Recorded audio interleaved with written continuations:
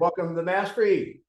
I see 1 o'clock and I appreciate you being on. Denny Grimes coming to you from Southwest Florida, and today is the 28th of February, and today is Mastery Real Estate. So we'll do role play. I want to do some teaching as well. I want to answer your questions. I want to help you out in any situation you have that you would like to practice before you go on an appointment. Maybe you want to watch the game film of an appointment you had that didn't go the way you wanted to. We can work on that. This is your time. And again, if you haven't been to my YouTube channel, go check it out. There's a lot of videos and we keep posting content there all the time. It's totally free. It's Denny Grimes Mastery of Real Estate. One thing that I do want to share a thought. So let's just talk a little bit. We talk about working with buyers and sellers, and let's just talk about on the seller side right now. In order to be a better listing agent, there's three things that we know. We know past, present, and trends. The trend is the market trend. So whether you're new in real estate or been doing real estate a while, how are you with understanding what's going on in your market? Now, you can either read about it in different publications. You can through Zillow or Realtor.com or what have you. One of the things I'm going to recommend, that I haven't said this in a while, is that you guys should set up some Google alerts that would alert you anytime anything real estate related in your area, your state, your city, your subdivision, what have you, is published somewhere in the media. You will get a notification of it. A broad Google alert can be on Lawrence Yun, Y-U-N, and he talks about real estate all the time. So what will happen is when he speaks and he talks about, well, I think prices are going to go up this year or down or whatever, you'll get an alert to your phone that will link to that article.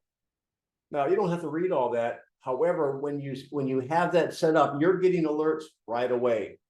It gives you something, gives you information to post. It gives you information to pass along to your buyers and sellers. So you want to stay up in the market. I'm going to show you something that if you're in a market like mine, Florida basically is having inventory growth. Most of the country is going through that. There's areas in the Northeast that are still doing pretty well. However, their market's slowing too. You're going to have some sellers that say, I want to wait.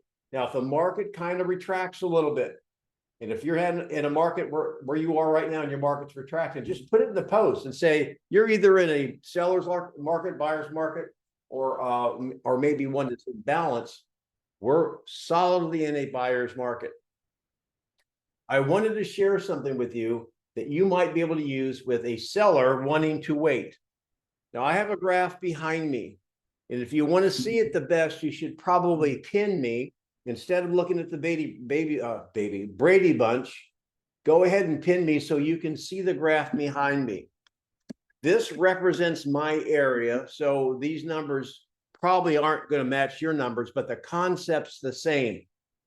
What I'm graphing out here, starting on the far left, is from 2000 all the way through 2022, is the median sales price. And you can see the green and the red. The red was when we went through the market correction. And I'm making 2 points on this slide. Yes, this is my area, but many of your areas might have had something similar. I want you to notice that you see the red bars indicating in 2006, 7, 8, and even 9, the market was falling. My question is this: there were sellers in 2005 and 2006, when the market started to fall, they said, we want to wait because the market's falling. We want to wait. It'll probably be better before you know it, right? Well, here's what I want you to see. I'm going to click in. It took 15 years for the market to get back to where it was before it started to fall. Now, that does not mean every market that goes through a correction will always take 15 years. However, it will take longer than they think.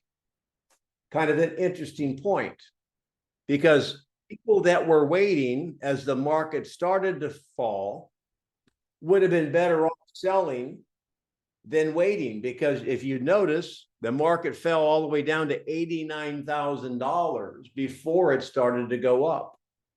I want to make one more point, and I'm talking to you in real estate. If you've been in real estate, maybe less than 10, 12, 15 years. In our area, in the state of Florida generally, if you look from 2010, you notice the arrow, all the way up to 2022, that's 13 years. Real estate agents never had to go and tell sellers to lower their price, lower their price, lower their price. Why? Because the market was always moving up for 13 years. And I think this is pretty much true around the country. The market was always going up. Now it's going to change, and it's changed here. This is a skill that I'm noticing that newer agents don't know how to do. They don't know how to have conversations regarding positioning. So if you're in that group and you'd like to work on it, I'm happy to work on that with you today. I thought I'd just share that, which is kind of eye-opening. We're having a lot of sellers ask, I don't even know how to talk to a seller about lowering the price. However, what would you like to talk about? Louise, are you here? I don't see Louise on, so I might have to be the host. And quick question. Yeah. So regarding what you're saying, you're suggesting we need to know when we're talking and making, calls we need to know the medium price for a couple of years or the past 5 years as a market data? Well, that would be a start. I mean, if you can go back and look at the median price, your MLS, my MLS, I've got stellar MLS, and I can go in there and say, give me the median sales price for our county, our city, a subdivision, for condominiums, for waterfront property. Give me the median sales price for the last 10 years. Just like that, you can get it. Okay, so I guess a better question would be, what are some good points that we should know when we're making these calls and talking to expires or FSBOs about the market? Where Okay, well, you should know the market trends. Like, for example, okay, the change in price. Do you know whether or not your prices are going up and down? So you can just track median price. Now, you got to understand, like, real estate is a very local sport, so to speak, meaning what's happening in Florida may not happen there.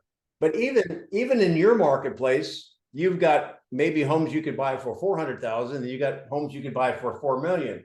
The markets will act a little bit differently. So whatever market you seem to specialize in, maybe you do waterfront property, maybe you do golf course properties, maybe you do a certain subdivision.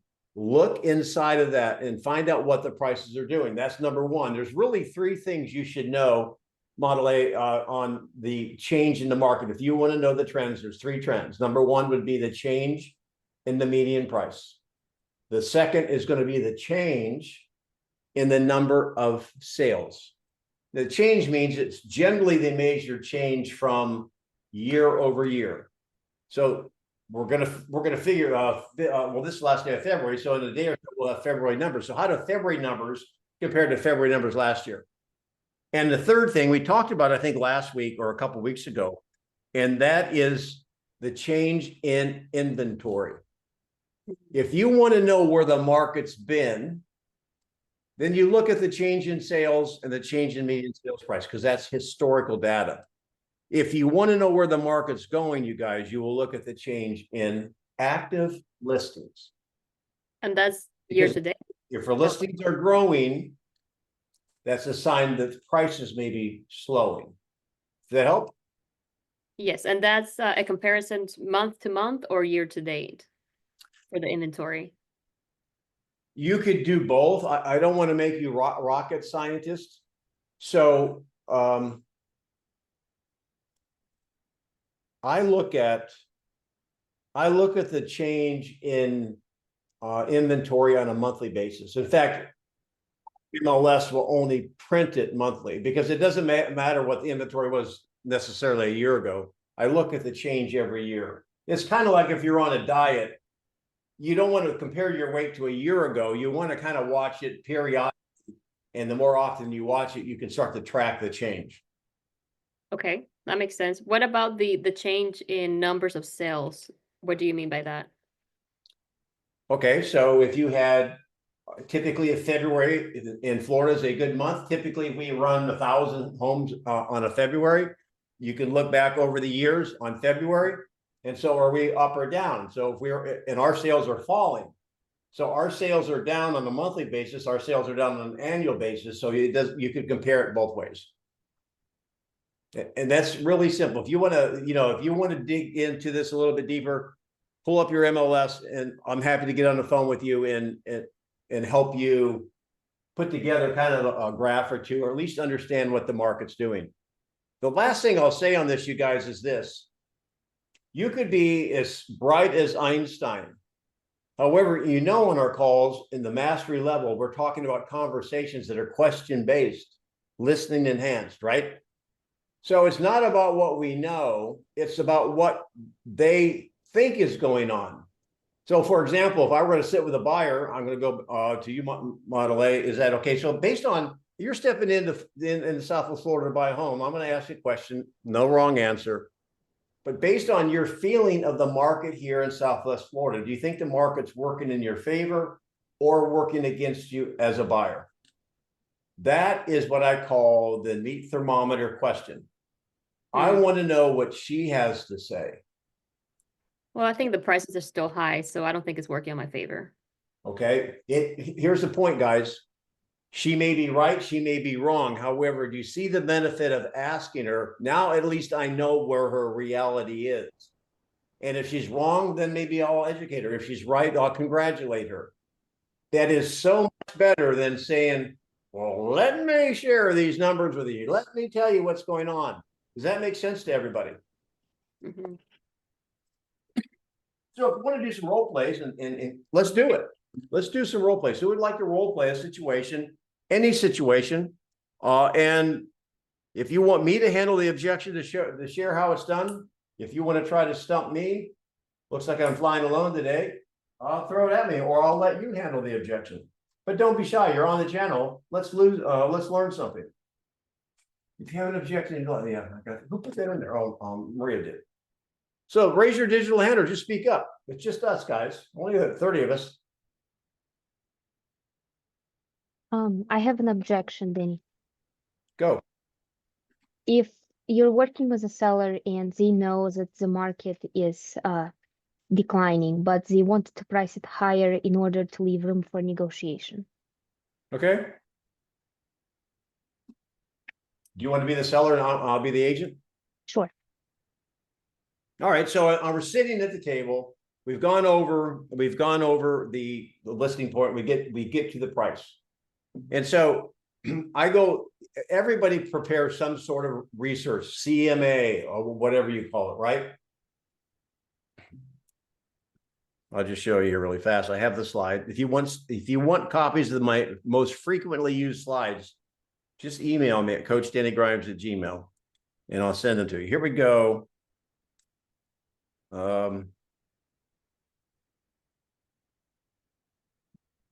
Well, I will find it. I don't have to look. Here it is. Most CMAs have those, what's sold, what's active. So that's really past, present, and trends. So as you can see, homes in this area have sold somewhere between 445 and 500. Now, hear me on this. I'm going to say it two ways. Which way is the right way? The market is showing us that homes are sold between 445 and 500. That's one. This is B. I'm seeing that the homes are selling between 445 and 500. Which is right, A or B? A. Why? Because you're taking yourself out of the equation. Yes. Don't use the word I. Because when you say I, you are buying into it. Remember, you are the seller's friend. The market might be the seller's enemy. We are not the market. We only interpret what the market's saying, right? So, all right, so Maria, the market is saying, I'll make it 450 to 500. Where would you like to initially position? 515. 515. Now, I know there's a lot of questions and a lot of people handle it differently. I have what's called the better way. Some of you guys have seen this. And so this is the better way. I'm not going to go into it in depth. Why in the heck are you smoking sweet and low? What's wrong with you? Why are you doing 515? I'm going to ask the question. So if we agreed to initially position 515, are you ready to move forward with me today? Yes. Now, I think the strategy and the wisdom, in my opinion, in that is I'm going to go ahead and get the fish in the boat. I'm going to get the commitment. I'm just going to knuckle bump. I literally just say, all right, I might even do it. Knuckle bump. Now, do I have a signed contract? No. I think I have a commitment. And I think the commitment is huge here. Then the next line, if you're taking notes, is very simple. Now that we've agreed to work together and initially position your home at 515, do you mind if I share with you what's going to happen next? Sure. Now, every one of you will know what's going to happen next, and this is part of the paperwork that I will send you. I will go over the 3 outcomes. When you list a home, if you have a listing right now that's not sold, you're either in outcome 1 or outcome 2. Outcome 3 is it sells. So Maria, outcome 1 is low to no showings. Outcome 2 is showings and no offers, or maybe a low offer. Outcome 3, it sells. Here's the question. What are you going to do if the market says no? Maybe you should work harder on selling my home because I'm not going down in price. Okay, now, anyone want to tag team? I'll let other people participate because this is a pretty common thing. I'm not coming down on my price. Where do we go next? There is a model to follow. I have it behind me. Again, this is part of the slide package I would send you, the PDFs. Where do you go if someone is resisting reality? Motivation? You betcha. So, who said that? Idolies.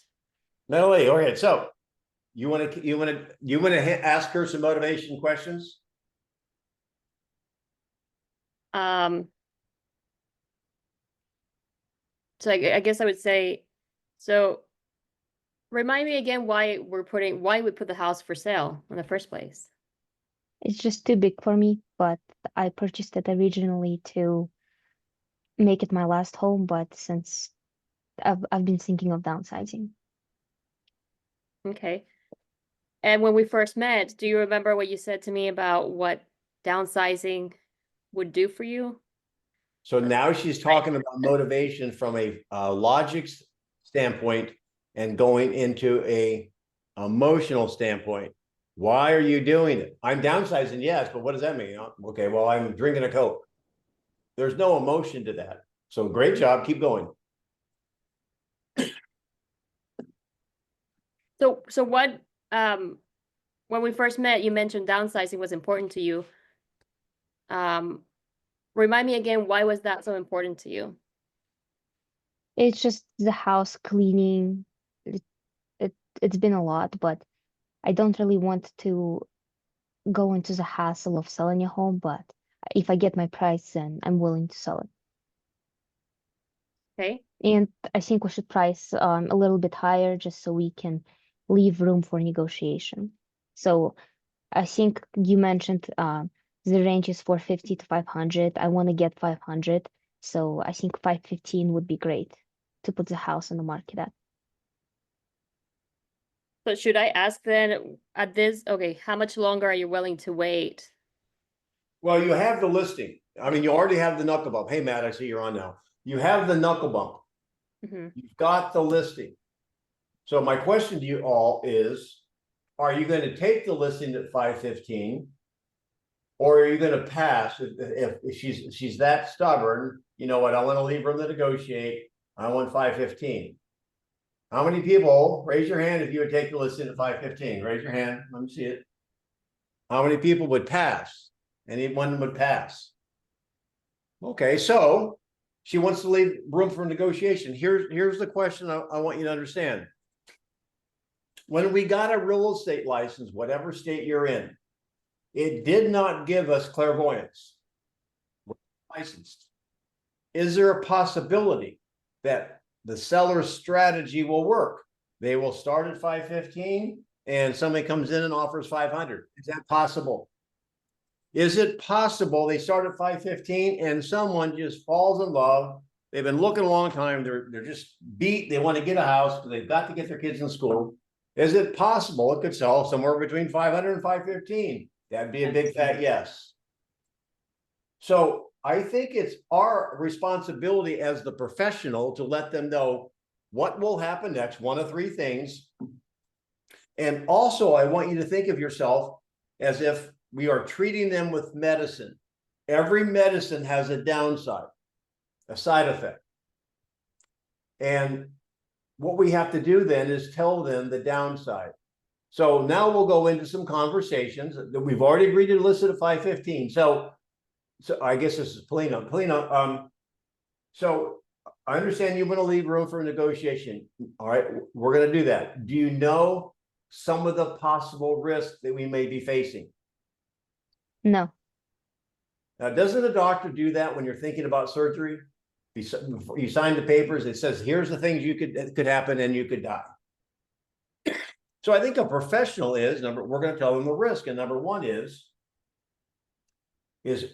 here's where you want to know the trends if you haven't talked about it already. I'm assuming you talked about it. Early in the listening presentation, we talked about the trend in the market. And here in Florida, as you agreed, the market is becoming a stronger buyer's market. So in other words, your home is worth less every day. Do you understand that? Sure.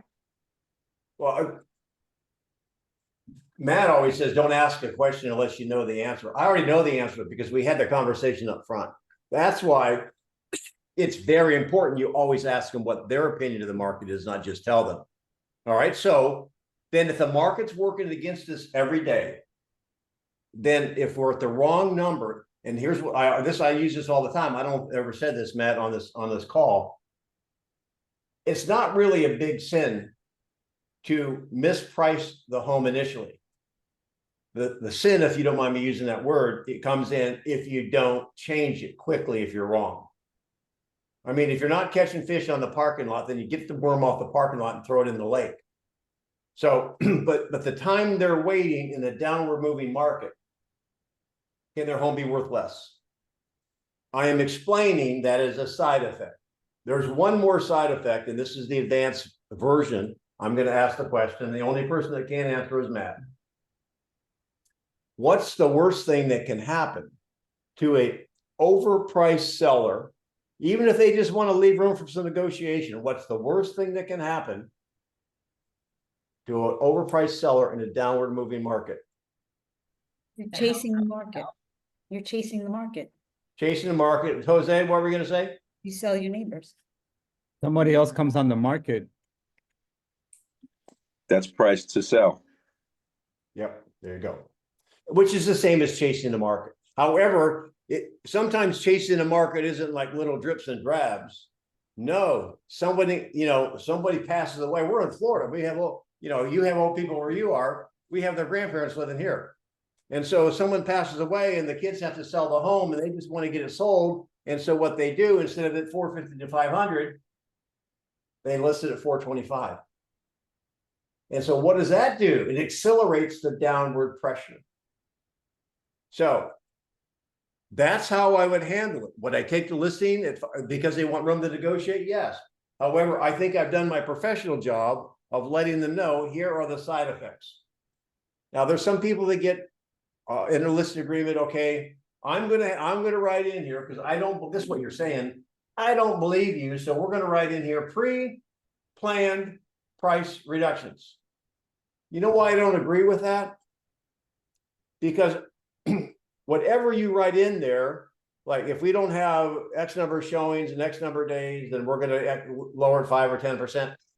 I don't think you know that right away because it's not exposed to the market. What you put in there, you may have to accelerate. So I don't, and by the way, if the seller doesn't want to do it, it's okay with me. Why do I care? If they want that number and they understand their risk, I'm not gonna make them. I'm just gonna let them know the downside. So, Matt, what are you thinking? Oh man, a lot, but I'll keep it short. Yeah, don't write. I used to do automatic price reductions, guys, but what I learned when the market started correcting back in 2017, we had a boom from at least here in Florida, from 10 to 17, we had a boom. And then in 17 and 18, we started to have a correction again. And I realized that proposing price reduction, you didn't know how far you had to go down. Sometimes it was more than the one notch or $10,000 or however you do it. Sometimes you put it on the market and you'd have crickets for weeks, and you might have to go down 3, 4 notches, whatever that is where you're at. So I just set the expectation up front that we may have to have a conversation about how the market's responding.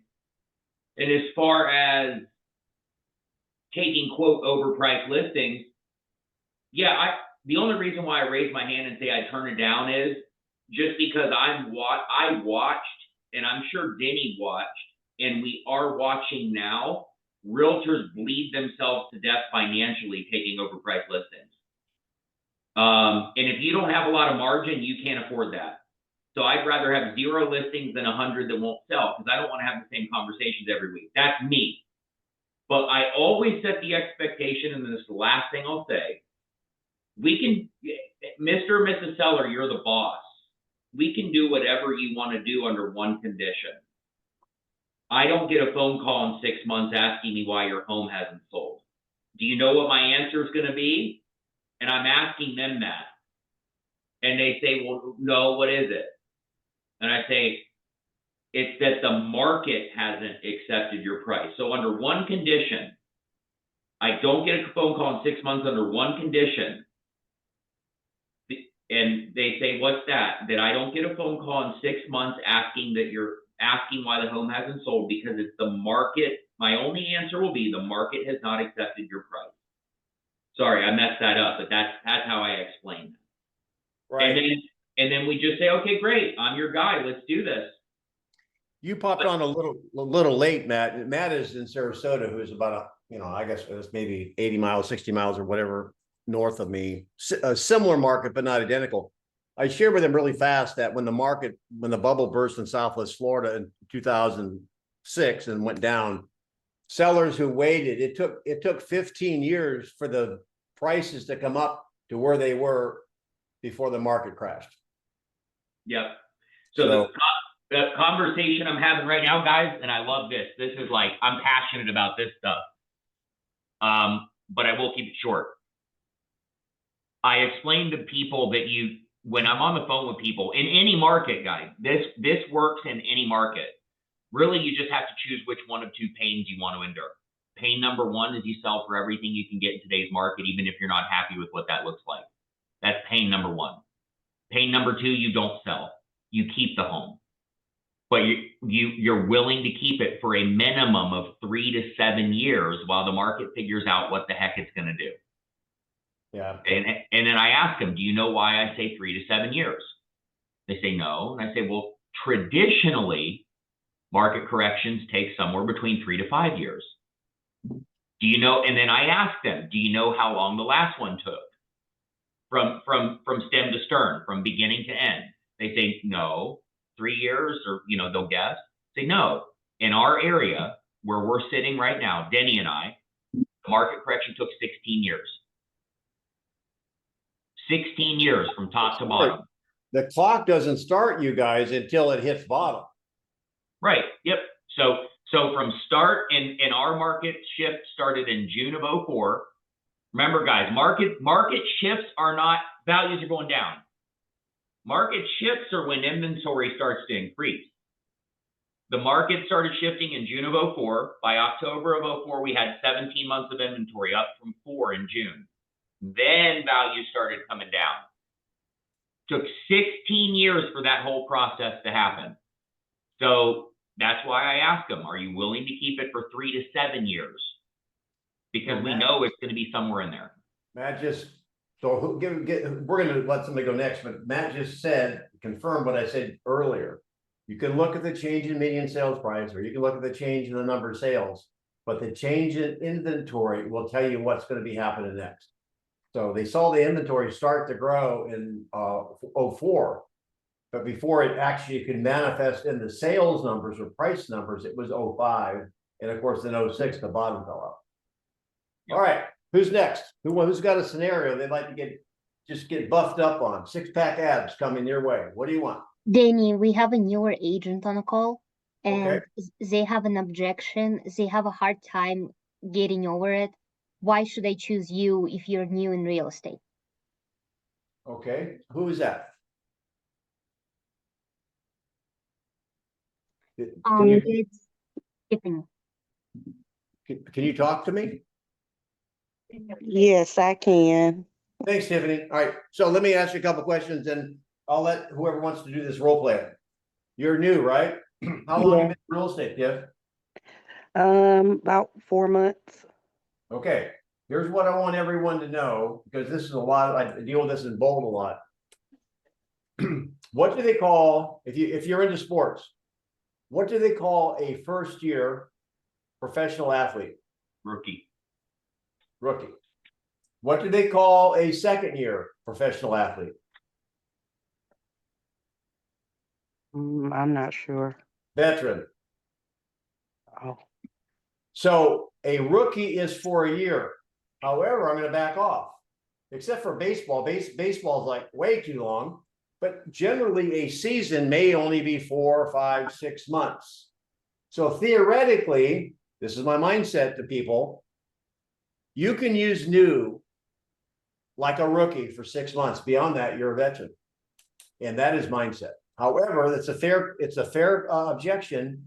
Who would like to handle it? Probably because you've had to handle it before. Let's play with this, because I think this is a good one to practice. Come on. Well, I'm scared. Go ahead. I'm listening. No, you can listen. No, who wants let's role play. hey Denny, how you doing? I'm Curtis Grimes. I'm here to list your property, and I've been only in the business of about a month, but I work with a network of agents in my office. My office has sold over 400 million in real estate this year. And Curtis, hang on a minute. All right, we're going to play together.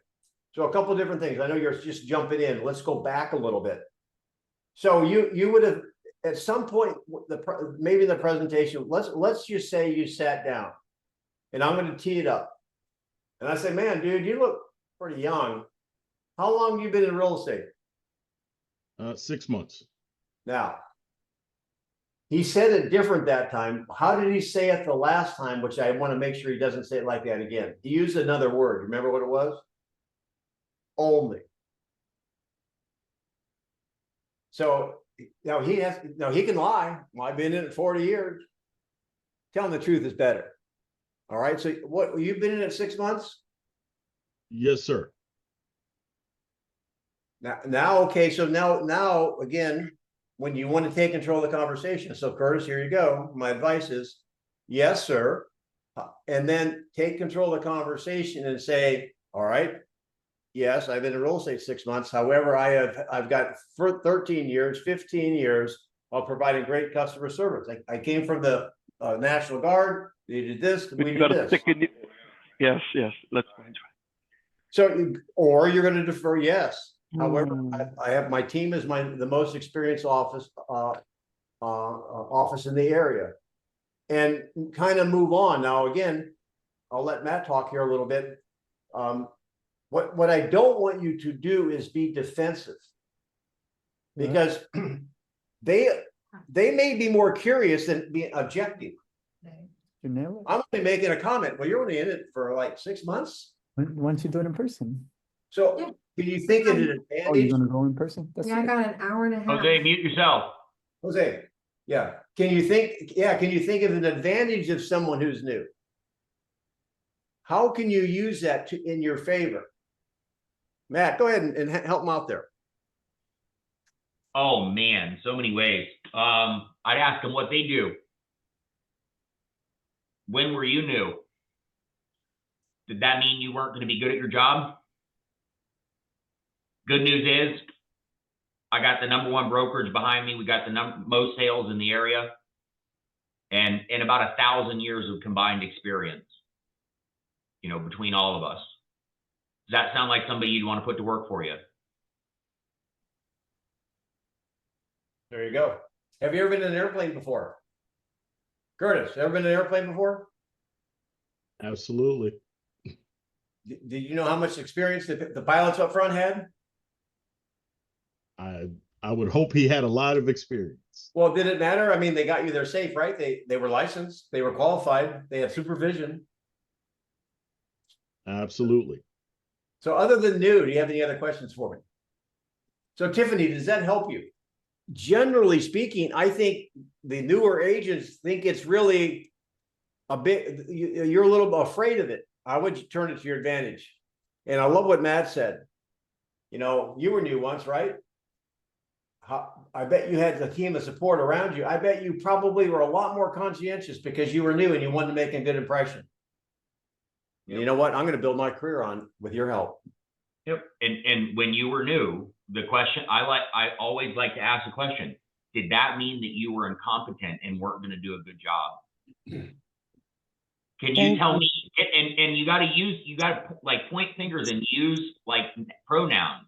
Did that mean that you were incompetent and you couldn't do your job well? If they have adult children, you could say, well, hey, look, you know, imagine they're out. What do they do? And at some point in time, somebody's going to have to give them a chance, right? I tell you what, when you're young in Florida in real estate, most people that you deal with either have kids or grandkids like you. Now, when you get to be my age, why would you even want to work with me? I'm older, right? Or you might like say, well, my English isn't good, or I'm too short, I'm too tall, I'm too big, I'm too little. Let's get over it. Real estate is the only career out there that will give you a professional athlete's and you don't have to worry. Hey, William Phillip, mute yourself. Yeah, real estate will give you a professional athlete's income, regardless of your athletic ability, regardless of your stature. The only thing you need is a drive and the ability to work on our skill, which is communication. Tiffany, does that help you? Yes, thank you so much. You're welcome. Thanks for being on. Come on, let's go, guys. What's next? It's Friday. Denny, I had a quick question for you and Matt. Okay, so I'm doing a lot of expired calls and I keep getting hung up on. So the question is, what is the best intro as soon as they say hello to get them not to hang up? Because as soon as I say, hey, I'm a realtor, click. And this market over here is getting bombarded with calls.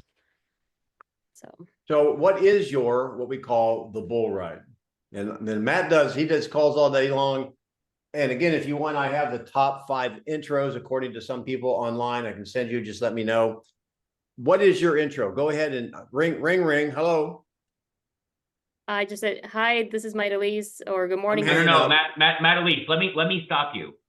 Okay, please. I don't want to hear, what I don't want to hear and what Denny doesn't want to hear is, well, I just say, no, I want to know exactly what you say as if you were saying it to that person.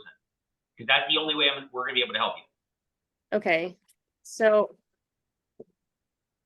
Ring. I had okay. Hello. Hi, this is Elise with Fathom Realty. I'm calling about the house on Main Street. Click. Exactly. That's why. Because you did it just how you do it. You don't like. Okay, one thing to keep in mind, 1,000-foot view. If they don't want to talk, there's nothing you're going to, well, within reason, there's not a lot you're going to be able to do to get them to talk. The worst thing that's ever going to happen to you is they're going to hang up. Worst thing that's ever going to happen to you. Once you accept that, everything else is easier. When you go into it, it sounds like you're not even confirming who they are. I do like to do that because I call that the pressure test. That's the pressure test of, hey, this isn't Matt Elise, is it? Hmm. Creates curiosity. And then they might say, well, no, it's not, or yes, it is, or who's this? Then it gives you an opportunity to say what you just said. This is So Matt start it Elise. off like that, like wondering if, like you're confused. You're like, hey, I don't know if I got the wrong person or. Yeah, or you can just say, is this Matt Elise? Or whatever. But I want to, that I call it, again, the pressure test. I've tried it that way too, where I call and say, hey, is this Frank? And they'll say no and hang up. So it's almost like I'm giving them a way out. Maybe it's not Frank. I mean, that's like, I talked with Maria about this the other day. Maybe it's not Frank, but meaning, guys, I really want people to hang up on me. I really, really do. Why? Because I don't want to talk to somebody that doesn't want to talk to me. The goal is to ensure it's them first, then find out if they're willing to talk to me next. So, and then I'll let Denny chime in, but Matt Elise, my advice to you would be, don't go into your opening just, hey, they answer hello, and hey, this is Matt Elise with blah, blah, blah, blah, blah, blah, blah. Like, I'm going to hang up on you too. Because even though I'm a D personality, which, direct or dick or whatever you want to say, if you go into a ramble as soon as I answer the phone, I'm hanging up most times. But if you're like, hey, this wouldn't be Matthew, would it? Yeah, who's this? What can I help you with? Well, this is Matt Elise with Keller Williams here in Houston, Texas. Before you hang up on me, I was hoping if I could ask you a quick question. So, yeah, so I have the top 5. And again, don't put your email in the chat because I'm not going to look at the chat. Email me at coachdenny@gmail.com and I'll send you the slides we use. But what Matt's saying, this is like one of them. I mean, this is just one of them. You've got to have a pattern interrupt. For example, if you call and say, hey, this is Denny Grimes at Keller Williams, don't hang up. I'm going to like on your wallet. Would they hang up? Because right away you created something they may want to hang up, but you've created, well, I didn't know. I didn't know I lost it. So there's going to be people that are going to hang up no matter what you do. However, you want to create some curiosity, like, hi, Madeline, this is Denny. Look, you're this is when you're going to hate me. I'm a realtor. Do you want to hang up, or will you give me 30 seconds to tell you why I'm calling? And there's a series of those like that. Whatever one you like, and these all have an 80%, after 1,000 calls, have an 80% effective rate to get into the next 30 seconds. So they didn't all convert to an appointment, but it bought you 30 seconds more.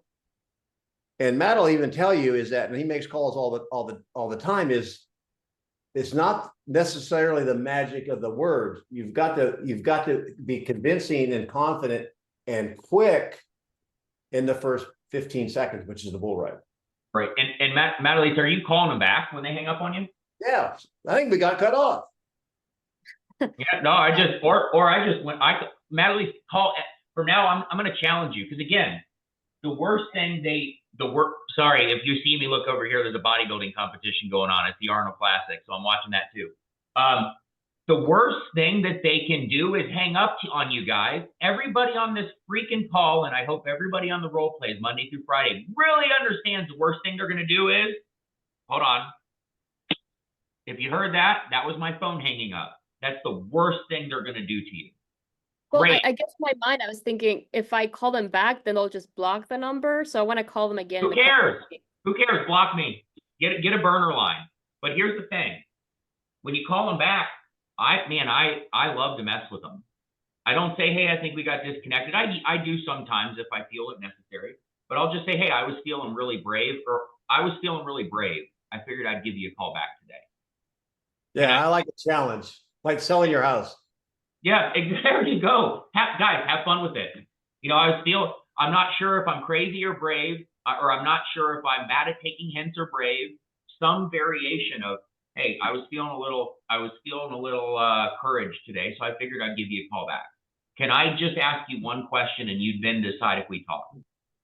What would that be? What's the question? I saw your house came off the market and I wanted to find out if you'd given up on selling. Oh, okay. Isaiah, Get your hand up, buddy. Thank you, guys. That's You bet. helpful. Yeah. What's up, Isaiah? Sorry, I was still muted. How you doing, Coach Denny? There's two objections. I'm just curious which one I want to tackle. Do them both. They're free. Okay, now. So I guess we want to use the same agent again. That's one. Sometimes I, up on cold call and speak to expired sellers, and wanting to relist with the same person that wasn't able to sell it the first time is a common objection we're getting. Okay. What's the other one? Why didn't you bring a buyer when it was previously? Now, what Isaiah is demonstrating, if you're going to do these calls, you gotta practice the bull ride, and you're going to get more confident as you go on. Secondly, every great athlete anticipates what the response. So if you're playing football and you're on defense, you got to look at the formation. You got to look at the tendencies. Are they going to run or are they going to pass? Likewise, when you make outbound calls, there's probably 4 or 5 most common seller objections.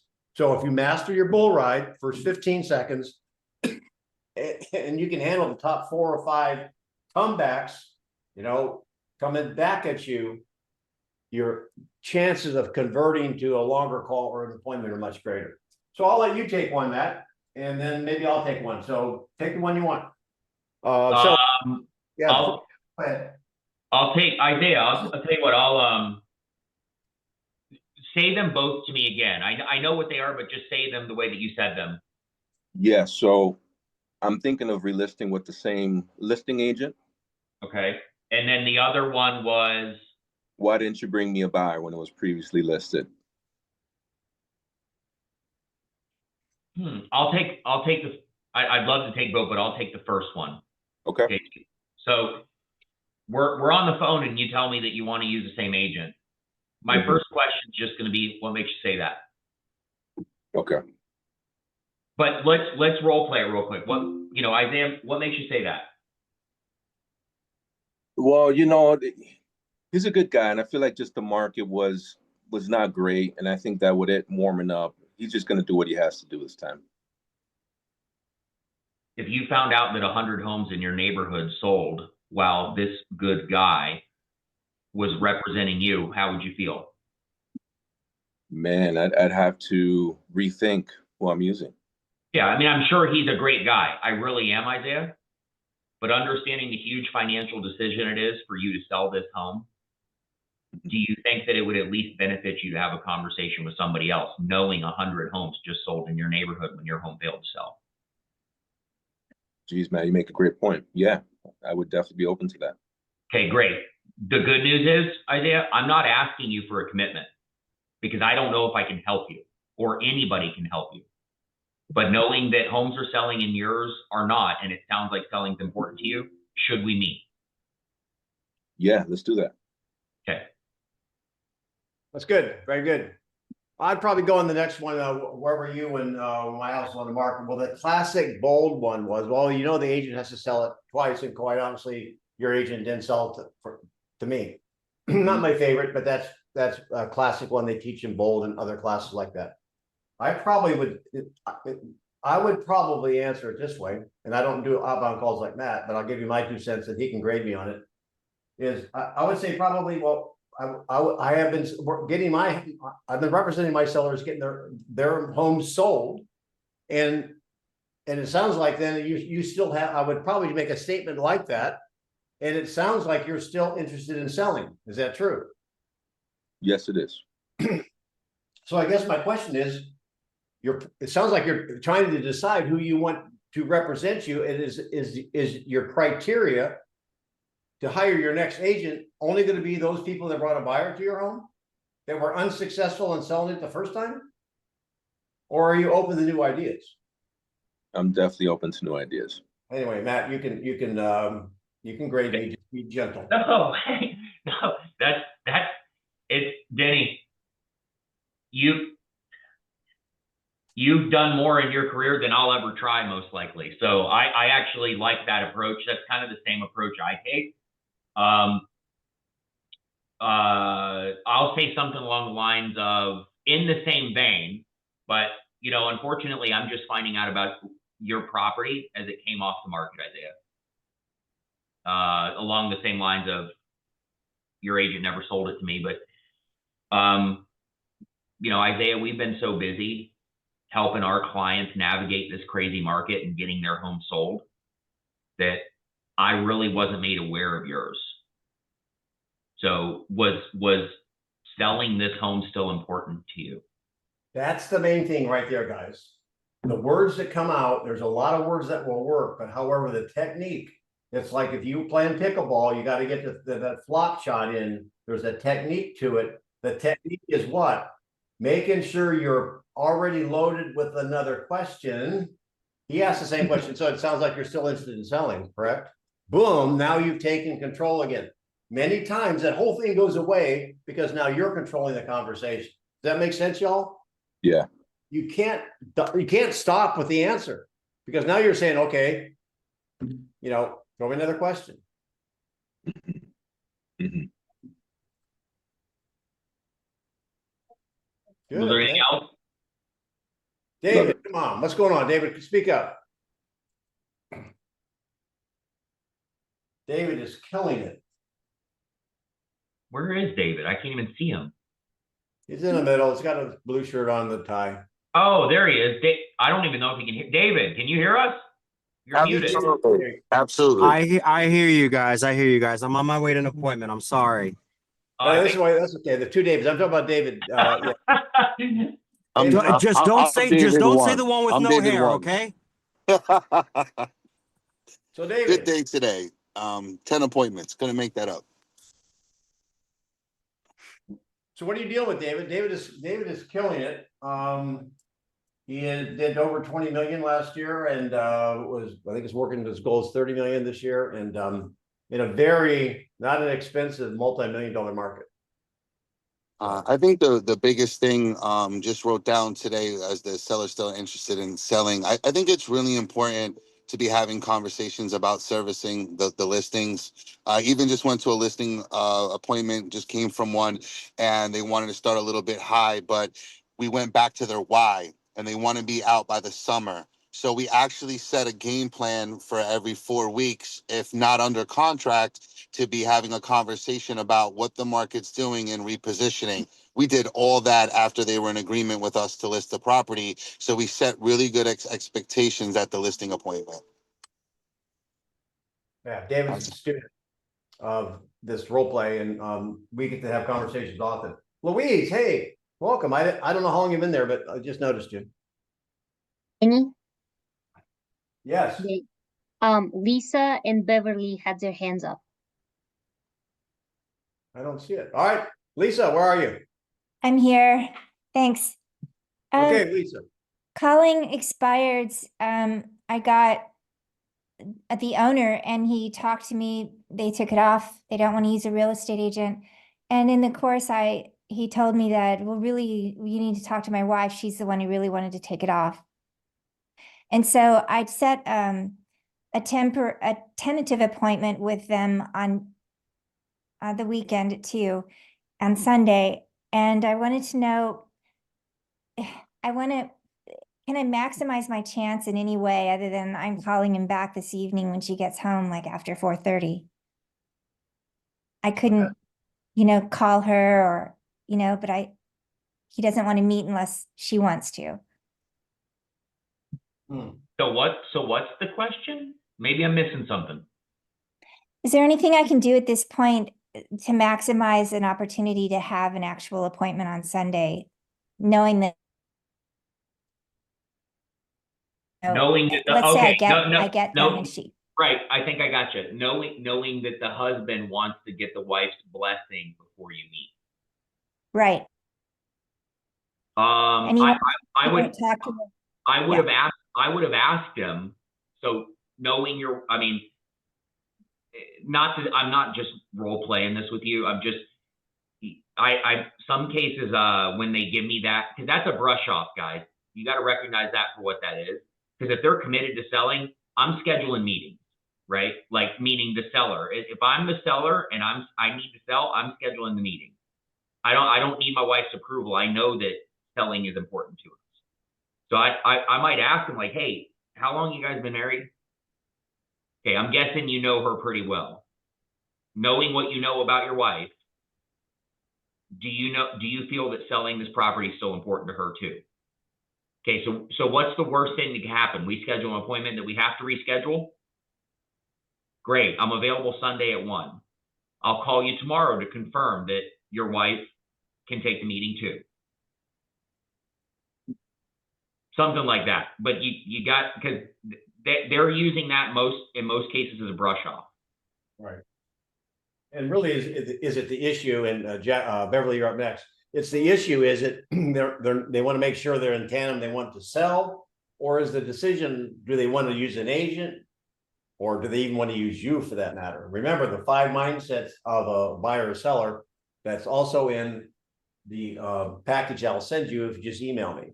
Beverly, what is your question? We can end with you. Thank you.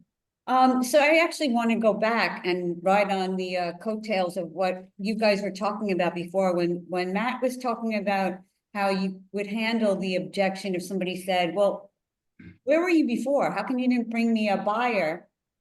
Because I think if I'm remembering correctly, in one of the recon classes, weren't you guys advising us not to say that? Like maybe that looks like we're not doing our job right. If we turn around and say to them, I never saw your property, it's the first time I'm seeing it, doesn't it look like, well, we're not really studying the MLS? I'm just wondering if that's the right way to handle it, or I don't know what you're listening. If I can jump in first. Sure. Beverly, how many homes do you think have gone on the market in the last 24 hours? I don't know. 746 in my market. So could it be possible that we missed out on one? I mean, or I would ask them, I would ask you, Beverly, can you keep track of 746 per calendar day going on the market? No, absolutely not. Right. So do you see why we're talking? I just found out about your property as it came off the market. Thank you. Thank you. Yeah, that sounds good. Thank you. One more thing about that, if I can piggyback, is that you can use sometimes in martial arts, you use the opponent's strength or weight or momentum against them. Say, well, they're asking, I mean, you might say, well, that's kind of a good question. However, are you not asking a question? If I didn't see the home, are you even asking or wondering why so many people did not see your home? Do you think that has anything to do? You know, you can say, never saw your home. In fact, that should be a concern to you. If I didn't see your home, how many other people didn't see your home? Maybe that's why we should have a conversation. Maybe that's why it didn't sell. Just turn it right back around. Well, yeah, and it's funny, Denny, I know you'll probably recall this, when they ask, well, when your clients ask you, well, why haven't you shown my home? And you say, well, do you know how many agents do you think there are in our marketplace? And they say, oh, I don't know. And then you say, well, 6,000. So the question's not why I haven't shown it, because there's with 6,000 of them and one of me, there's a much higher probability that other people will be showing it. The question is, why didn't they show the property? Why didn't the other 6,000 show it? And that's the same type of situation here. Are you not at all concerned why all these other agents weren't aware of it either? Wow. When it comes off, that is, back to Beverly's point. You're not asking yourself why all these other agents weren't aware of it? Not me. There's 6,000 of us. And you can even say, and again, I use those exact words on the tug of war. I'll end with this one here, is that you don't have to ask them how many showings they had, because I don't know, it doesn't really matter. Well, assuming that you had 20 or 30 showings, but they probably didn't. And we have 6,000 agents, and going back to Matt's statement, I mean, the question I wonder is, How come 5,970 agents didn't show it? Right. So can I piggyback off of that? So if you say that was a good way to handle it, and they come back with the objection of, well, what are you gonna do differently than, to showcase my home, at this time? How would you handle that type of objection? That's a really good question, Tiffany. And quite frankly, I'm not sure what can be done different, or if I or any other agent can do something different. But if selling's still important to you, as it sounds like it is, would it not be worth meeting to find out? Thank you. Keep in mind, if they still have motivation to sell, they're faced with the decision of hiring someone. And as we talked about earlier, I think it was earlier on this call, maybe I'm confusing it with recon, they're going to have to take a step of faith with someone. And right there, there's almost an air of vulnerability. Is that, and and that's all, an expert at this is, well, I'm not really sure, haven't seen the home. However, you're going to have, you still want to move, and so what's your plan to get there? How are you going to make a better decision to hire an agent this time versus the last time? And maybe it starts with a conversation with me. Right. And guys, it's one thing that if you'll notice in everything that I say is I always come from a place of integrity. I am so sick and tired, and I'm sorry to get a little passionate on here. I'm sick and tired of agents using words that are out of congruency with integrity. You don't have a buyer for the FSBO most cases of the time. You're not, when they say, well, what are you going to do different? You just spout off a bunch of garbage about how you're the best marketer in the world and you're going to touch somebody on Mars. Okay, stop it. Everything that I say comes from a place of congruency with my integrity, which is this. I don't know if I can help you. I don't know if anyone can help you, right? We don't. I don't know. Until I know your symptoms and I peek under the hood, I don't know. That's why when people are like, well, how do you so eloquently and your tonality is perfect? It is because I'm being genuine when I talk. I don't know if we can help you. I don't know if Denny or I, with our 70 years of combined experience, can help you. That's why I'm asking to meet to find out. If selling's important to you, why wouldn't you want to meet with me? My question is always, did your last agent sit down and strategically strategize a plan with you to get your property sold? So awesome question, but here, what's the danger of that question? What if they say they did? What if they say yes? Yeah. So let's take a look at that plan, and I'll show you my plan. Can you tell me your plan on the phone right now? Well, I don't know what their plan is. I mean, we can jump on a Zoom right now. I could jump on a Zoom with you and we can look it over and strategize right from here. Yeah, but I just want to know, I want you to tell me right now what you're going to, I mean, they had it on the MLS, they had open houses. Can you just tell me right now what you're going to do different? Well, how is the home staged? Again, I'm not inside your home. Is your home staged properly? What's the coloring scheme that you have in your house? I mean, a lot of these things matter. I'm jumping out of the role play now. Do you see why I wouldn't use that? Because I'm just going to keep going back to just tell me they did that. Just tell me. Whereas I'm going to say, Curtis, I don't know. I really don't know if I can help you. I don't know if I called all 5,999 other agents in the marketplace if they can help you either. Curtis, go ahead. I'm sorry. Curtis, let me ask you, why didn't it sell anyway? Why didn't it sell? Well, I'm not sure. I didn't look at the stats of everything on your property, so I'm not sure. No. I'm not in role play. Why didn't the property sell? I have the slightest idea. Maybe price. It wasn't priced right. The right buyer didn't come If it along. were undervalued with the worst agent possible, they can't walk and chew gum, would it have sold? Yes. Yes. If absolutely. you're selling the $100 bill for $90, you don't have to be a great salesman. So very true. it will have something to do with the number on it. Now you can maybe stage it or do some things. I'm not saying you can't improve the marketability of it.